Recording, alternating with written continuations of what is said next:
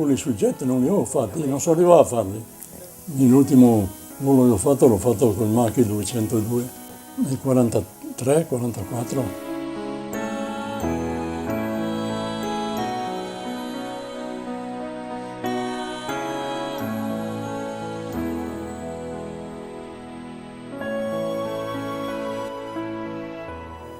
Nel 1938 ho fatto scuola, prima a Arezzo, dopo a Foggia, dopo da Foggia sono andato a Campoformido.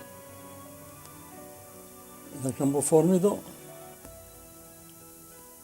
sono stato là 2 anni e ho fatto pattuglia acrobatica, scuola acrobatica e dopo sono andato a fare l'istruttore in accademia.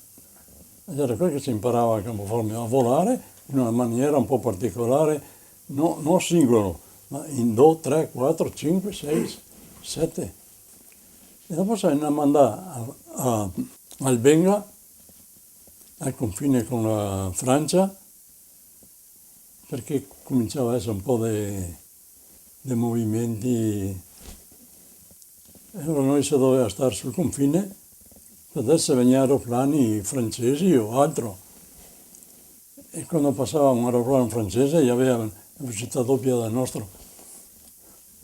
Sempre loro gli avevano un Dewotin, monoplano, sì, invece noi sapevamo ancora il CR32, CR Asso, CR20, CR32, CR30, CR32, CR42 e tutti i biplani.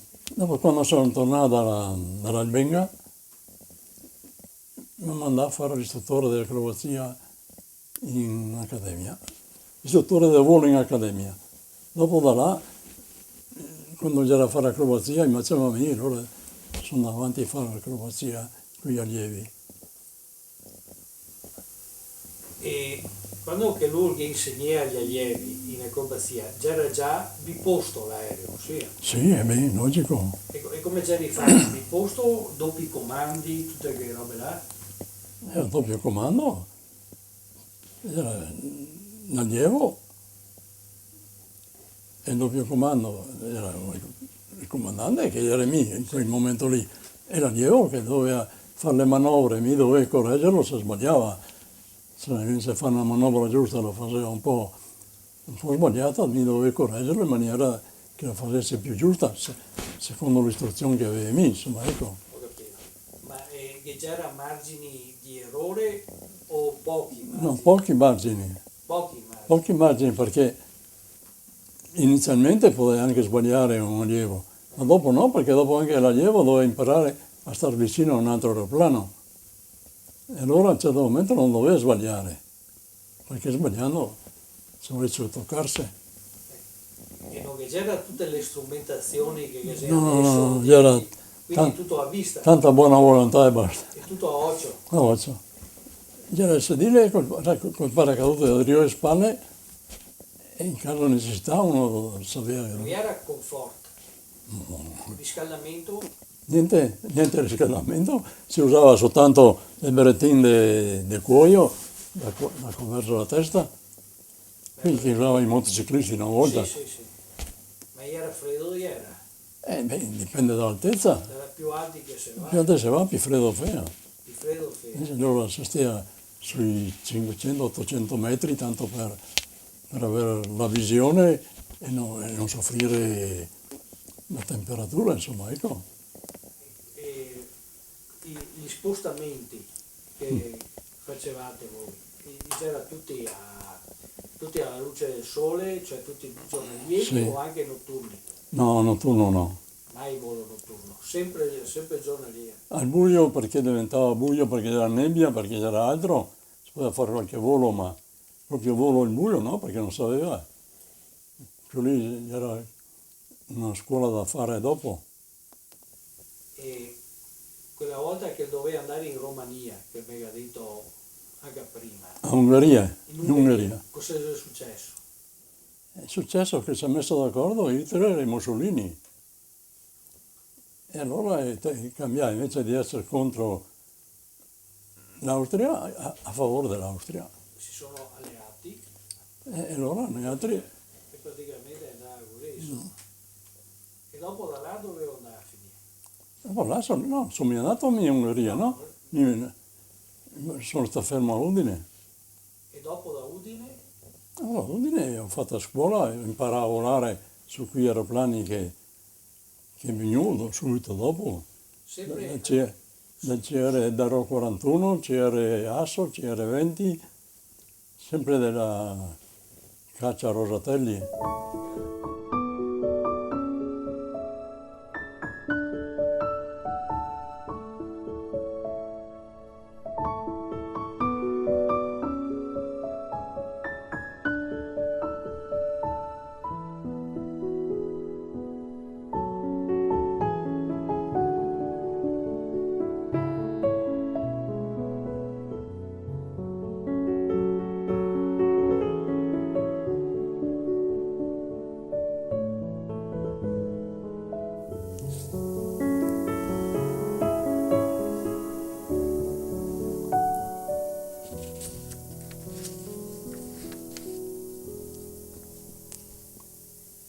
Allenamento,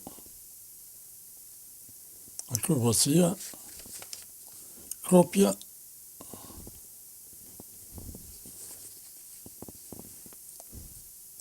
doppia fila, fila indiana, coppia.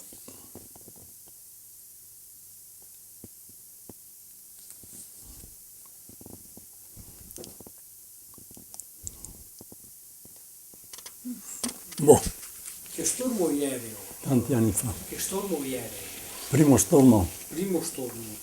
No, ma là il primo stormo c'era appena informazione.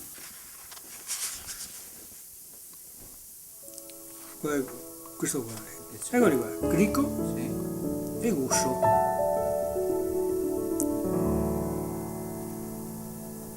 E tutti disegnati coi capelli al vento.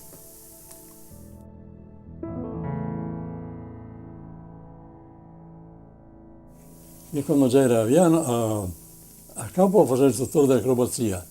Da là mi trasferì a Aviano e a Aviano ho fatto i voli di, come si può dire, di bombardamento aereo contro i carri armati, ma con le bombe di legno si faceva le segnalazioni per fare le prove. Era come con l'auto, come vedere, come fare. E dopo a Aviano sono scappato via, mi ha fatto prigioniero, sono scappato via, e mi sono trovato con Calistri che dopo sta fucilato con Mussolini, mi sono trovato perché abitavo là vicino, si sono trovato, c'era in aeroporto con me, abitavo là a 2 passi e così. Praticamente le sta sfortunato sto Calistri. Sfortunato perché già lui cercava di andare avanti per andare in Svizzera, che in Svizzera gli era trasferita sua famiglia. E così a Ciapagna. E siccome era in divisa, io sapevo che fosse il pilota di Mussolini e io ho fucilato assieme a Dongo. Essendo ovviamente in divisa, venne erroneamente Come pilota personale del Duce e fucilato assieme ai ministri del governo della Repubblica Sociale Italiana sulla tragica piazza di Dongo. È stato sfortunato. Cioè. Affrontò la morte con coraggio e dignità, beh, come in casi così, credo che sia. Ma Guso, ascoltami, ma avere amici, ma a parte che lui ha un fratello che ha fatto sta fine qua, non resta un magon dentro. Per forza resta, perché Grande, per forza. resta grande anche perché è questione di Questione di odio, di odio particolare, specie qua a San Donato c'era Satin, che abitava a Musile, e Bortolotto, c'eravamo Bortolotto perché era qua a San Donato, che comandava, mi sono trovato a fare una questione anche con lui, e mio fratello che sta sì. fucilato. E poteva fare, e tutta gente forse che avrebbe potuto fare. No, come fare? E allora che ha fatto, che ha provocato quello?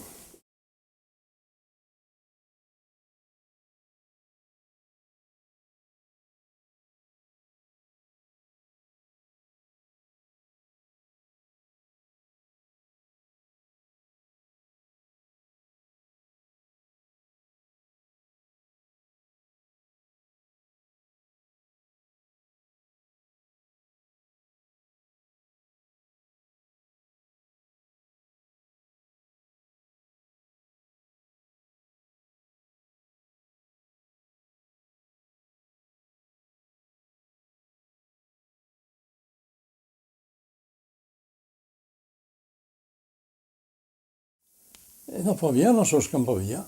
E dopo un mese mi sono presentato di nuovo perché non sapevo dove andare. Dopo, che anno era? 43? Nel 43. Dopo l'8 settembre mi sono presentato poi il 9 a ottobre Sì? e mi hanno fatto fare il lavoro di trasporto aeroplani Italia-Austria.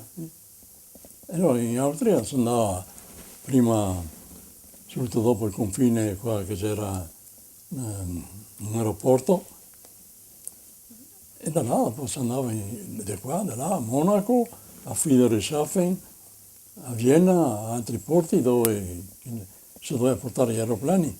Ma Perché io ho era- potuto imparare che rotte là, perché non le conosceva mia. No, ma quando che c'era un po' particolare di tempo, allora c'era un apparecchio tedesco che ne guidava Ah, proprio, si metteva davanti, avanti e non bisognava seguirli. ho capito. Cos'era? Una volta a me invece ho battuto le ali, perché quando si batte le ali qui che da Rio, cosa succede? E sono tornato in Rio. Allora mi ha chiamato a rapporto da come mai è stato dietro. Ho detto, perché per me era facile stare là, ma per cui che era da Rio di me era difficile. E allora per non lasciare la vita loro ho fatto ritorno. Perché se mi andava avanti, più di qualcuno restava per strada. Ma e perché è successa sta roba? Non ho capito perché è successo. E quando si fa trasporto aeroplani, Sì, no, va via da solo, l'aeroplano che guida. sì. E poi da Rio che sei 5, 6, 7, 8 aeroplani. Ma e perché che altri rischiano la vita? E perché gli rischiava la vita? Perché non c'era pratici come Ah, ho capito, perché c'era piloti di occasione, insomma, ecco, ho capito. non aveva abilità o scuola tanto grande. Per quello c'era anche uno qua che non stavo andando a trovarlo di Grassaga, che l'aveva fatto il corso, sì, ma non aveva ancora il brevetto, però c'era anche lui, quindi, e che è morto su un incidente. Incidente aereo, Eh, addirittura, ho capito. un incidente, un atterraggio, ma un atterraggio sbagliato. Sono operato sbagliato, capito? Sì. Ma quando che lui dice che batteva, che ha battuto le ali, il flap è che ha battuto? No, basta far così. Ah sì? Un movimento oscillatorio, Ho capito, non sapevo questo. le avviso se c'è il richiamo di attenzione. Di richiamo di attenzione. E allora c'è palle e torna in Rio. E sono tornato in Rio. E dopo cosa gli dite lui? E poi ho detto, una specie di processo. Addirittura. Sì, io voglio giustificare, mi dovevo giustificarmi perché ho fatto quel lavoro là. E l'avevo fatto per questa ragione qua.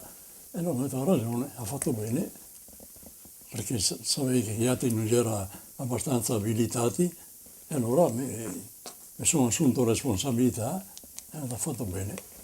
Basta, è finito tutto. Penso. Ma era sotto il comando dei tedeschi, allora sa. Finì i trasporti di aerei, noi ne radunavamo a Padova, e a Padova mi chiamavano per fare il giuramento, e allora mi sono rifiutato di farlo. E allora chi che c'era davanti a me ha detto, hai ragione. E c'era un ex comandante lì, si chiamava Baruffi Pericle.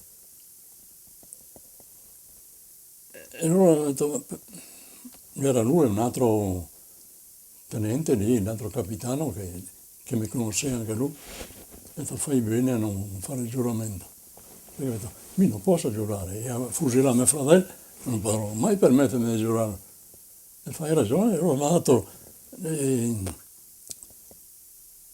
una licenza a disposizione.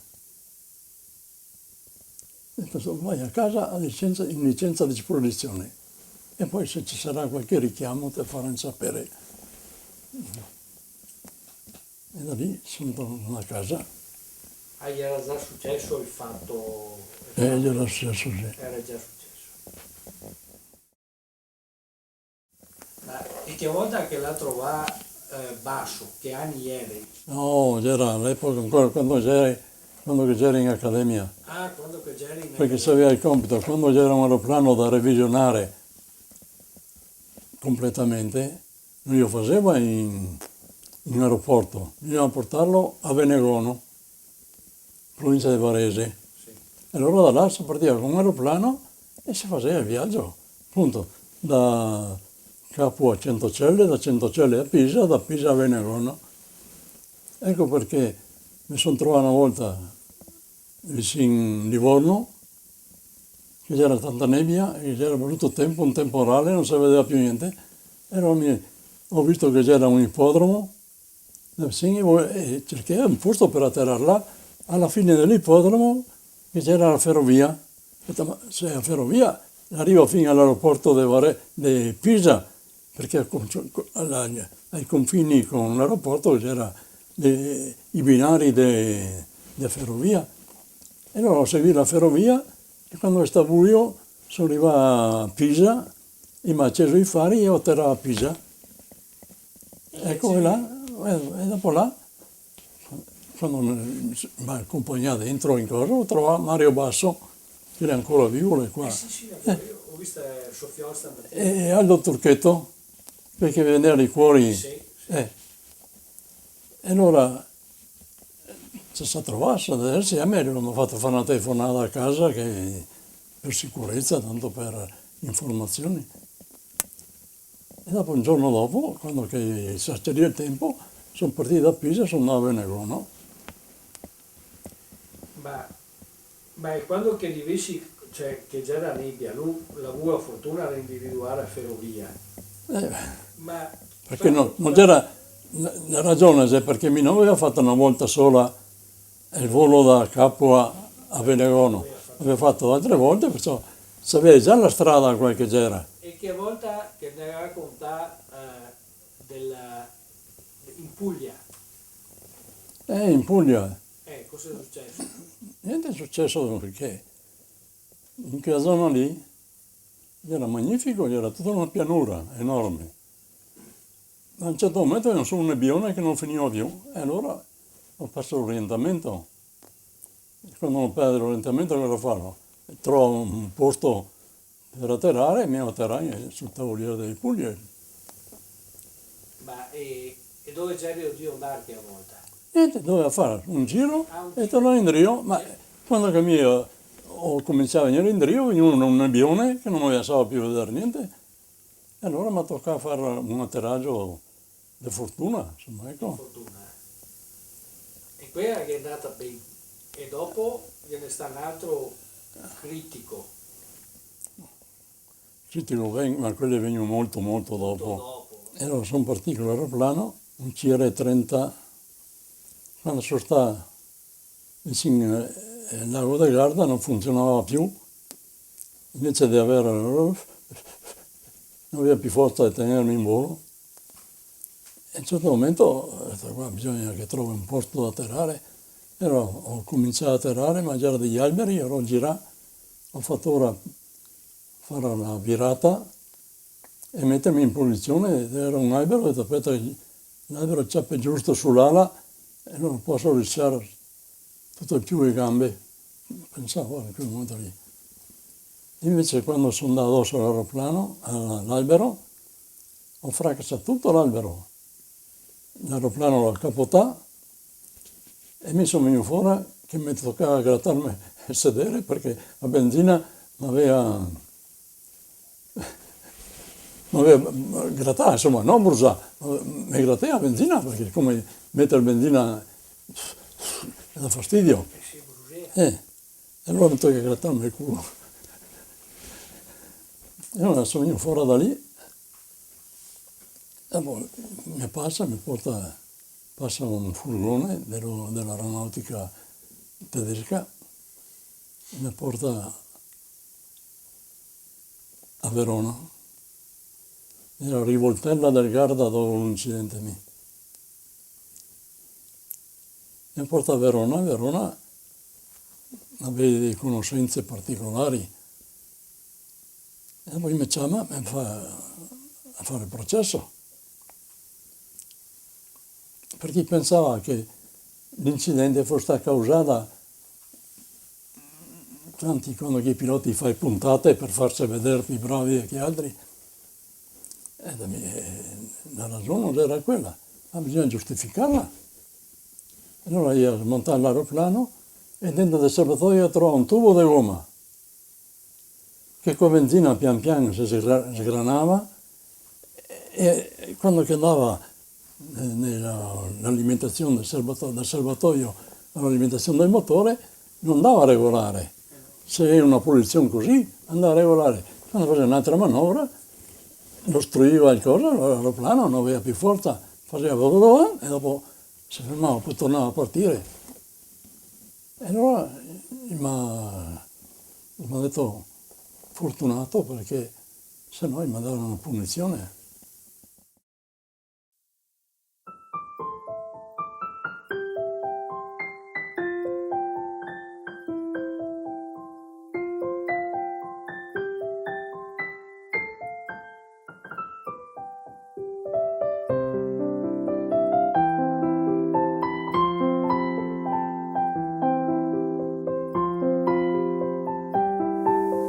Come volo mi piaceva il volo, ecco. Ma dopo la guerra, dopo il 45, non più basta, No. basta. Ma non vi dispiaceva? Il problema era questo, era già fare una decisione. E allora o fai questo o fai che altro. Un lavoro? Un lavoro, ho scelto il lavoro.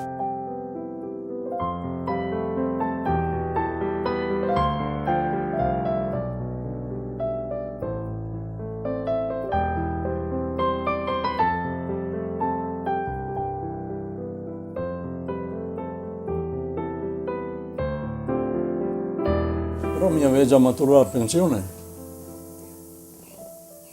perché in aeronautica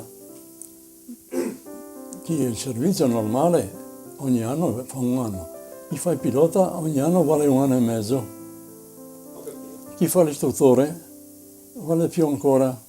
E allora a un certo momento c'era da scegliere o continuare o mettermi con la pensione minima. E mi ho accettato la pensione minima. Però per uno che lo ha fatto con la passione sua, ad essere che manca tanto il volo.